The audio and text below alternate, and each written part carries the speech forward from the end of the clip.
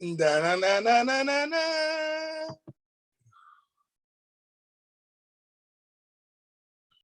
So, uh, Kenny has left me alone for pre-show because he simply doesn't want to talk about it. But I am personally going to take time to talk about it. So this week we've had yet another school shooting. Um, I don't know what to say, man. I well, I'm going to be saying a lot, but I'm just I'm fed up. You know, I'm just absolutely fed up with it all. I don't know what can be done to uh, make any changes in gun laws because bottom line, the people in charge simply aren't going to do so. Um, so it's a pretty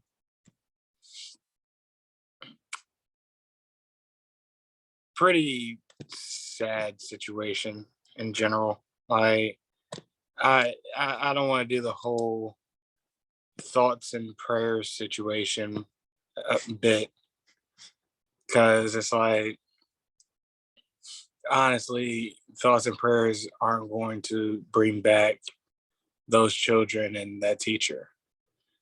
And um,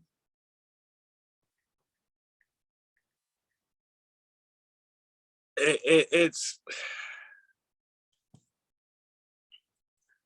it's starting to get ridiculous. Like now we're getting to a point where people that have been trying to sweep it under a rug. Well, we're starting to see less people trying to sweep it under a rug, and people are actually starting to see what is really wrong with this country. And make no mistake, this is probably the only country that has this as a legitimate problem.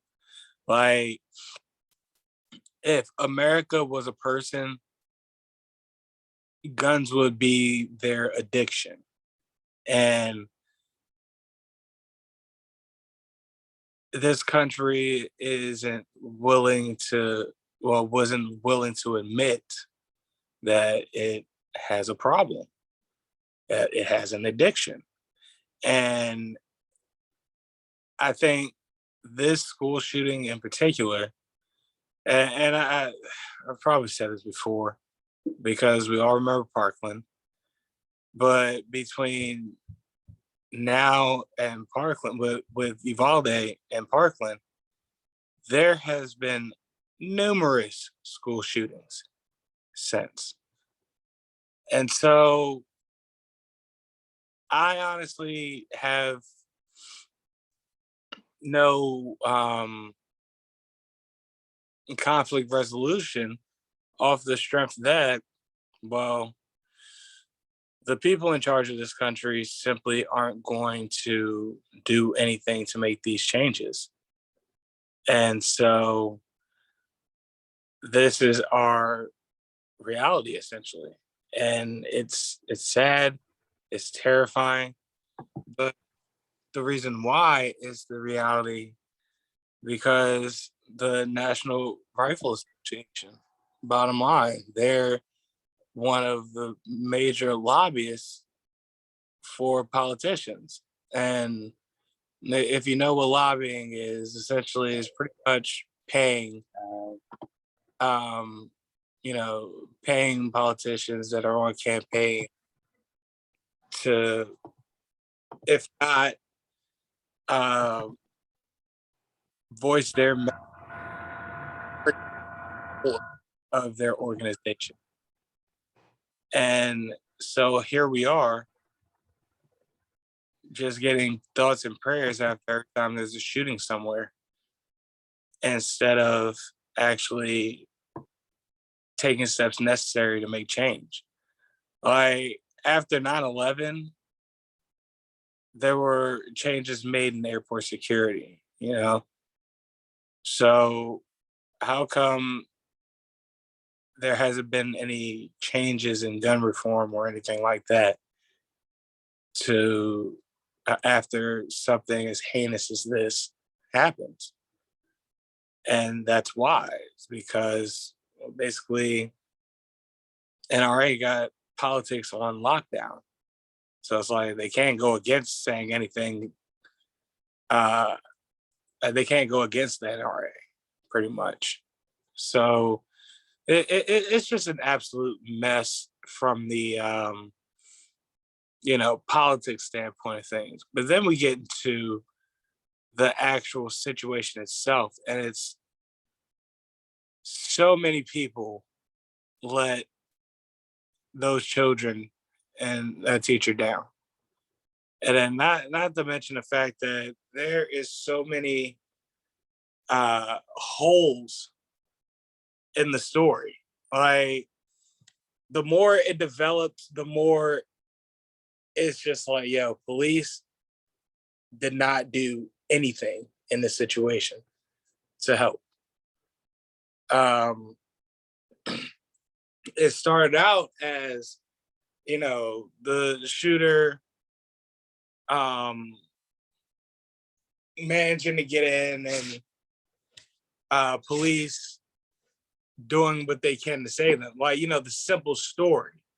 But then the more the story developed, the more information we got, the more we started, comparing what what is being reported on television and these news outlets compared to what was actually being recorded live action on Twitter. And say what you will about Twitter, but social media, more particularly Twitter, it has done a great job, especially if you curate the right timeline, meaning follow the right people, essentially. It does an excellent job in showing you what the news isn't going to show you. And not in the sense of, anything heinous. Well, sometimes it's heinous and gruesome, but it they'll show you what's really going down, and it's not like uh anything propagandist or anything like that. They give you the raw detail of what's going on. So the more this uh developed, the more you realize, yo, what was the point in like police even showing up if they were just going to essentially let this happen? And up until a certain point, they pretty much stumbled and bumbled. They Barney Fife this entire situation, and it it's absolutely infuriating because here you have law enforcement wanting to be the heroes and such, but the moment they need to be heroes, they're afraid to be heroes. Like these mugs were pretty much afraid to go in at first until eventually they got the backup to go in. Uh, Meanwhile, other cops are like pretty much containing parents trying to go in to save their children. At least make an attempt to do so because they sure want. Then not only that, you have the resource officer, the officer that whose beat is the school essentially. he, fucks up the money and goes to the wrong side of the school. And that delays his, response time. And then when he actually gets to the shooter, he doesn't do anything. Like, none of these people do anything to prevent the shooter from going in the school in the first place. And there were multiple opportunities to do so. So then, the shooter gets to the school and he just starts unloading. And that has got to be the most terrifying thing ever, to possibly have to face your demise that day. Not realizing that, today was going to be your last day in life. But add the additional that you haven't lived that long of a life yet. And it may very well end today. And for 19 children, it did. For a teacher, it did. For 17 others, it almost did. And that's another thing. There were 17 wounded in this, and it's not mentioned as much as all the other facts. And then not only that, the police dropped the, timeline report, and they essentially tried to pin the blame on one of the teachers that left the door propped open, coincidentally.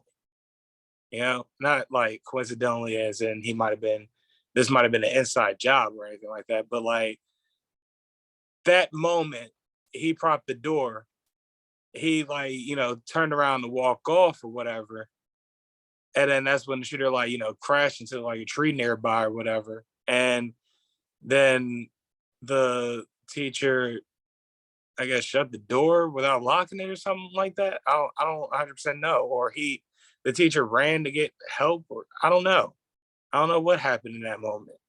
But the fact of the matter is, like, they point that out first. They point that out immediately, the first strip on the timeline. And it's like, all right, hold on. Like, something's amiss here. Because then they keep bringing up that teacher more and more throughout the timeline. It's like, all right, now it just seems like you're trying to pin it on somebody. Like, yeah, I need another scapegoat. And the police have been doing everything short of that, trying to find some type of scapegoat, trying to find some type of way to make them look good in the end of this situation. It's like, bro, y'all did not look good at all. Y'all were afraid to go in there first. Then y'all wanted to only go in there to save y'all children and duck back out. Then not only that, after the entire situation, you get an article that reveals that it's not y'all's duty to do so, uh, save these children. And which, like, it's like a law loophole. They're not 100% authorized to um come into a school guns blazing and so on and so forth. On one side of the fence is like there's probably safety protocol for that, but on the other side of the fence is like that's just a fucking loophole, because realistically speaking, y'all are supposed to be trained to avoid more people dying than need to be, in which B, y'all failed to do so.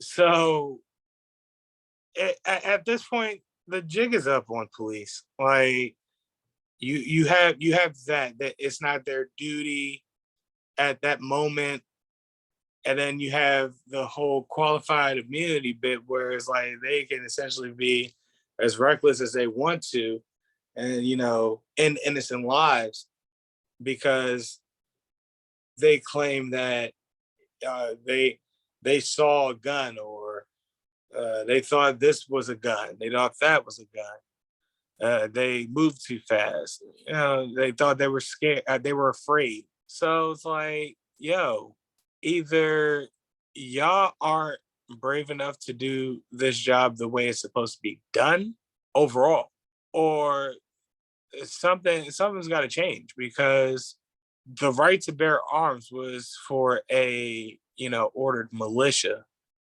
and yet citizens are carrying assault rifles. That's I'm willing to bet that's not what the forefathers had in mind.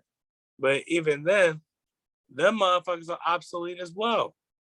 Not to mention the fact that America's get down literally begins at authority gunning down an innocent life. I So it comes back to me, saying that I don't know if any of this is going to change. It seems as if our government is taking reactive steps as opposed to proactive steps. There was going to be a shooter. They've accepted the fact that there's just going to be shooters because, guns are a thing in this country, and it is what it is and it be what it be. So, in order to prevent that, you have children do active shooting drills so they know what to do when, in the case that there is an active shooter in their school. That's sick.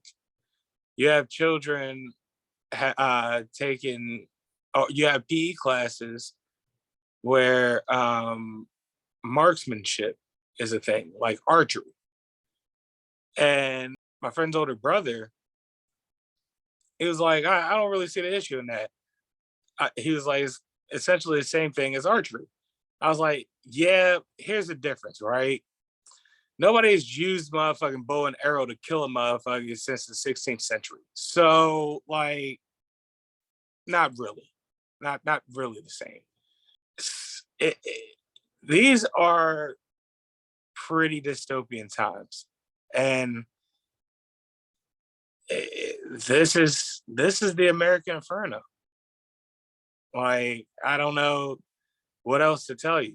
We are a civilization that has been past due for the average fall of a civilization.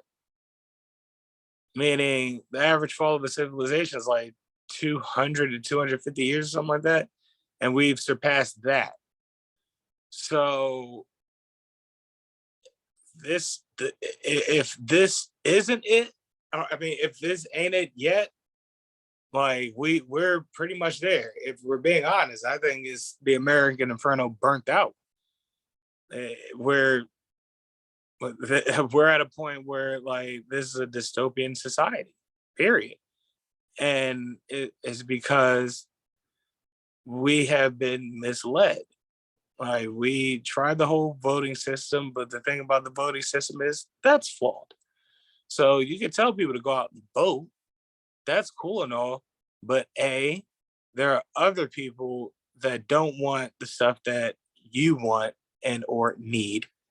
And B, you have what's called the Electoral College, who essentially makes the decision on who chooses who that state chooses.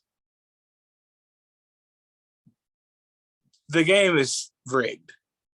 Like, I don't know what else to tell you. As far as America goes, the game is rigged. Their idea of a capitalist society was intertwined with Puritan, not morals, but Puritan outlook on things. I guess you could say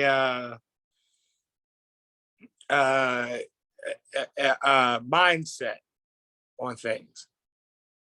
So where they've not underlined, but underlie religion into its society and its politics, but they have done it the wrong way. They've done it in religion in their image, in which is whatever follows their personal agendas. So it's just one big like bake of fuckery. This country is, and we're at a point where we want to make progression, but as much as we want to make progression, what's holding us back is the roots that this country is founded upon. And not only the roots that this country is founded upon, but the catalytic, I guess you could say, decisions that were made in shaping this country early on. And we're still suffering from it. So this is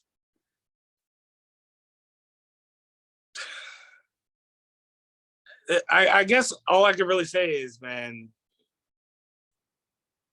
love your family, love your children, because you just don't know at this point. You know, it's one thing if like it was like a shooting in a big city or something like that.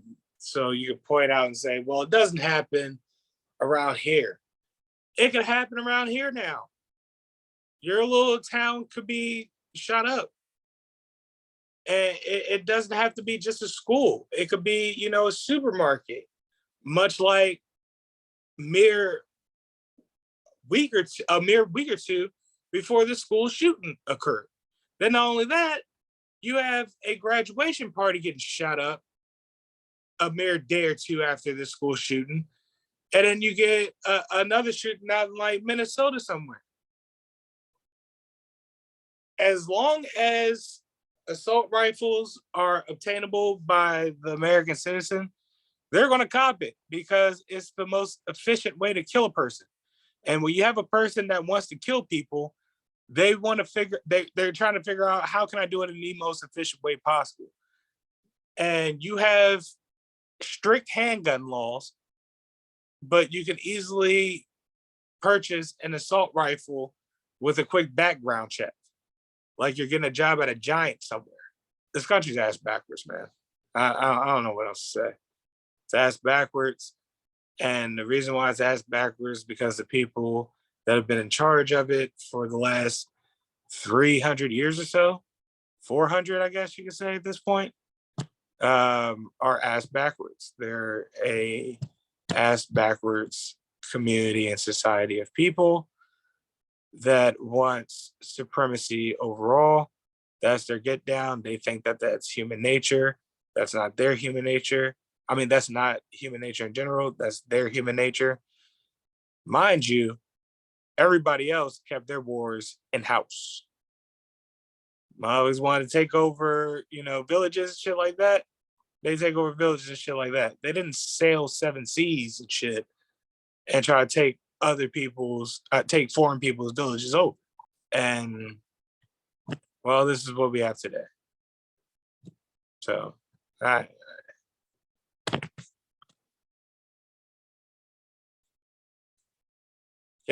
I'm not saying nothing. We've been here too many times. You know, we say the same thing over and over again. I'm tired of keeping myself. Yeah, but to put it in perspective, right? The reason why we've been doing this over and over again to the point where you're just overdoing it over and over again is as follows with the National Rifle Association. Their contribution has been $786,052 for 2020. That's the last cycle that they have. You know what? Can we get like, you know, we'll do 2020, even though we're in 2022, but it's as close as information as we can get. Lobbying was $2,200,000. Outside spending $29,355,400. And they give you the, you know, top recipients of these donations. Donald Trump is fourth in them. National Republicans senatorial CMTE type political party. That answers your question. National Republican Congressional Committee. I guess CMT means committee. So National Republican Senatorial and National Republican Congressional Committee are 2 and 3 in this list of top recipients.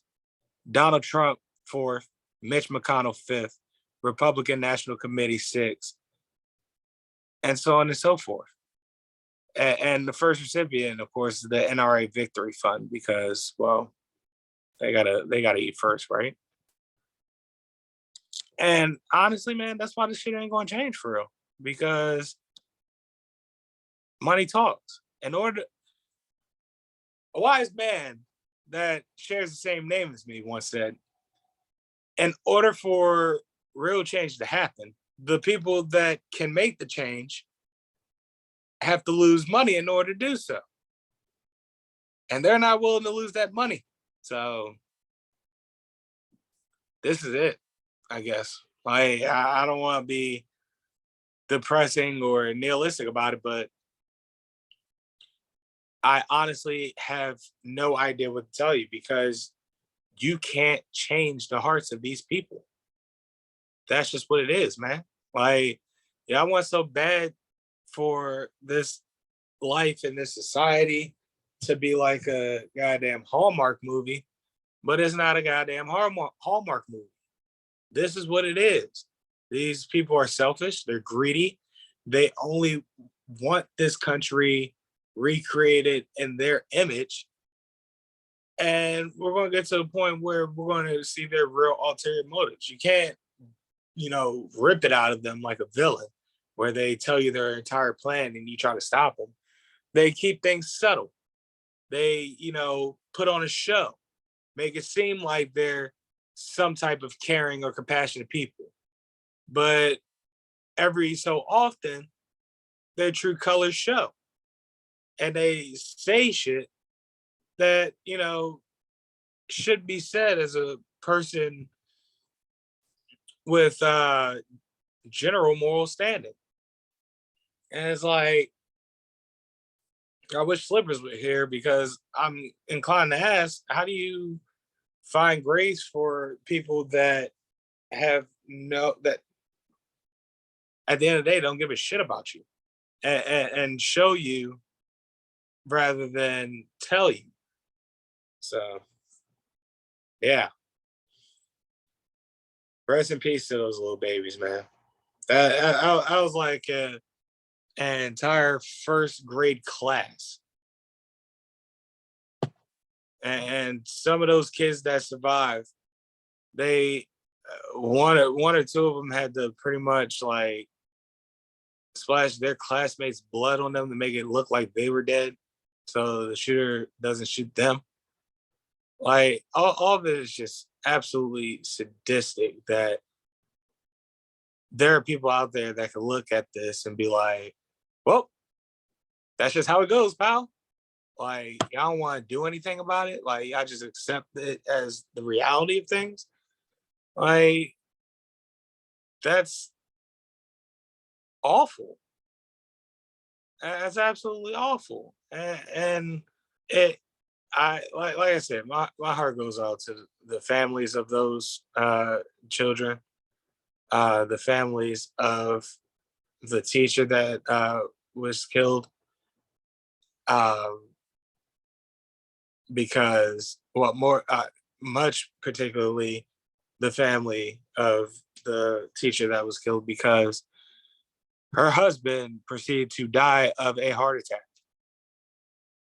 like not too soon after, and they leave behind 4 children. I just hate the fact that people play with people's lives like this. Like, they try to play God like that. And it's like, why? Like, your problem is your problems. Don't try to take my people out with you. Like, that's cowardly. However, the correct term for what it was, because I posted on Facebook, and like I captioned, like, he literally died from a broken heart.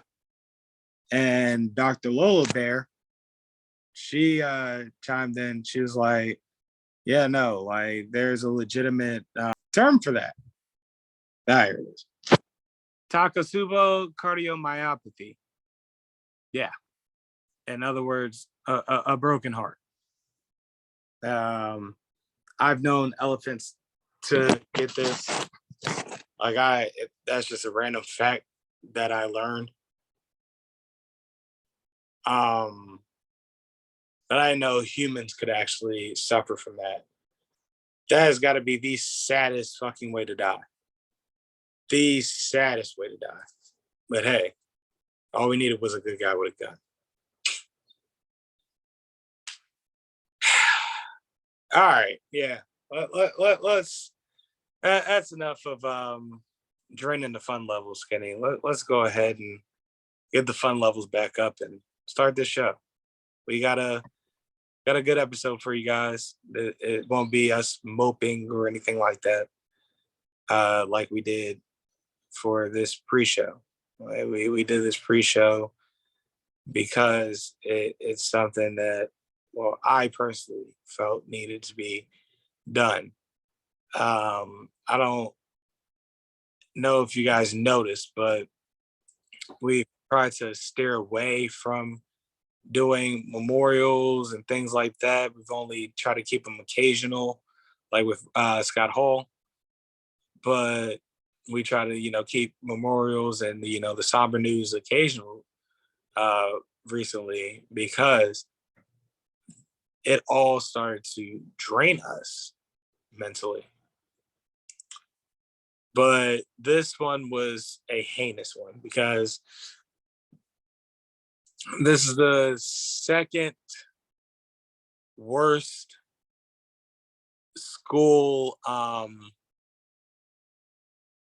killing in American history.